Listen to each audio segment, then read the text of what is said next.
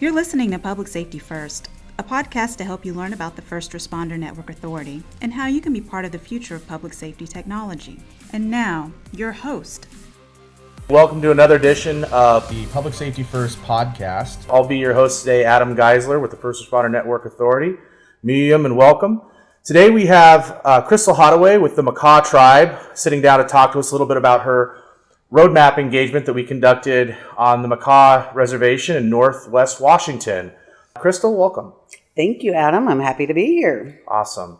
So, Crystal, we had a chance to come out and meet and greet your tribe up in the Northwest, and we had an opportunity to really see some interesting ways in which public safety is operating with the Makah Tribe. Can you share with us a little bit about how operations can be unique or different from off-reservation operations with Makah? Yes, I can. So Makah, we are located on the very tip of Northwest Washington State. We're as far northwest as you can go on the lower 48 states. So that means that we're bordered to the north by the Straits of Juan de Fuca, to the west by the Pacific Ocean. And so therefore what we end up having is a very remote reservation. One way in, one way out. And not only is it remote, it's very rural. You don't end up in Neah Bay by accident. If you are in Neah Bay, it's because you intended to go there. So therefore, the location poses some significant challenges as far as being able to get communication to the correct people and to get responders on scene as fast as they can get there. We have a lot of different areas that are radio holes, black holes in our radio coverage for our LMR. So what ends up happening when we do a lot of SARs is we end up having to do bucket brigade type of situations where we're sending a messenger on foot to go up so far on a trail to deliver a message. And then that person then runs to another relay point to another relay point. Those types of situations are particularly challenging and I think a little bit unique to us because of our location, because of our lack of infrastructure. A lot of people think that everybody has cellular connectivity. How is that different in Indian country? Yeah, it is definitely not. I mean, and there's a lot of tribes that either don't have cellular or they're lucky if they have a few bars, 2 or 3 bars. It's wrong to make that assumption that everyone has that connectivity because the reality is that infrastructure just hasn't been built out that far and that wide yet. So the Makah Tribe is in a really unique location in the country in that you have the Canadian border to your north, which I know has posed some challenging communications issues.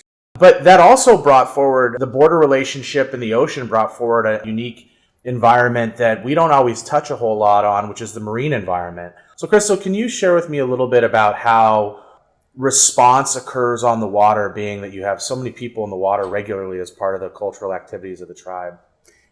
Makah, our life is revolved around the tides and what fish is running, what is happening in that particular season.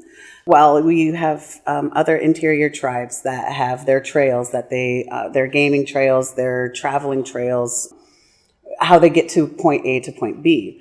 Ours is the waterway. We have trails on the waterway. We know where the rocks are, where the currents go, where you can ride the wind. And so we've had a lot of people that have been out on the water.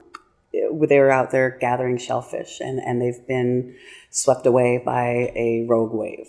We've also had some fishermen that have gone overboard and have drowned. And those particular areas have posed significant challenges. They have highlighted how important it is for us to be able to have communications in an emergent situation. And in those areas where we know, the locals know that there are communication holes or it's not a safe area, we get such a huge influx of visitors throughout the year that getting that message to every single person who might come across our reservation, it's almost impossible. We know and we recognize. And so therefore what we want to do is to set up our own system in order to mitigate that. Mm-hmm. Well, one of the things that I found really intriguing was the amount of active utilization of what cellular capabilities you do have today. So FirstNet is not there today, but I was still surprised to see in our ride-alongs with your officers how many of them are leaning heavily on the cellular system. So how do you think FirstNet will improve or add some more tools in the toolbox for the way that you guys currently conduct operations? I think it really is exciting to see that we're going to have a dedicated network for first responders. I think having FirstNet on the Makah Reservation is definitely going to make the difference between life and death in very many different situations. We look forward to it. We are eager for it. We're really looking forward to it. I think anyone who has ever worked in emergency response knows how imperative that communications piece is, and being able to get the right message out to the right people at the right time is the difference between life and death. I mean, just the hiker that was gathering seafood and was washed out, his body was recovered later, and when that happened, and I talked with the chief of police about it, asking him if we had that communication element. He's like, if we were able to find out about it within the first 2, maybe even the first 5 minutes that it had happened, and we were able to get someone out there, that might have made the difference. You guys are doing a lot of mutual aid. I remember when we were sitting out there, the tsunami application. Yeah. You guys, you want to share with the listeners a little bit about the tsunami environment that you operate in? Tsunamis are a very, very real threat. I mean, we live under that looming probability. It's not a possibility. It's more like, when is it going to happen? And so working with our community to make sure that we have the critical infrastructure in place where we can still continue to operate. What I found was really interesting was that your chief and director of public safety, wearing 2 hats, pretty common in Indian country, right? Yeah. Actually had access to be able to trigger the statewide tsunami system through an application on his phone. Yes. Do you want to share a little bit about that? Because that's a great example of applications being used in a public safety environment. Well, they can warn our community so that we can get them out. So what the protocol would be is for that siren to go off, and then the all hands on deck, you bring in all the officers that you can to have them start to go and evacuate house by house, person by person, to get them to a couple different designated areas that are evacuation points. FirstNet, we go out and we try to provide different forms of assistance and education. And we went out specifically for a roadmap engagement. We did ride-alongs to see how the officers and different arms of your public safety of the tribal government were using applications, cellular technology, how that was integrating with land mobile radio. But the second day, we got together and we talked about how things were being used, and we brought multiple partners around the table to have a conversation. Do you feel it was beneficial for us to bring everybody together, and maybe what were some of the outcomes from that? That was a game changer, Adam.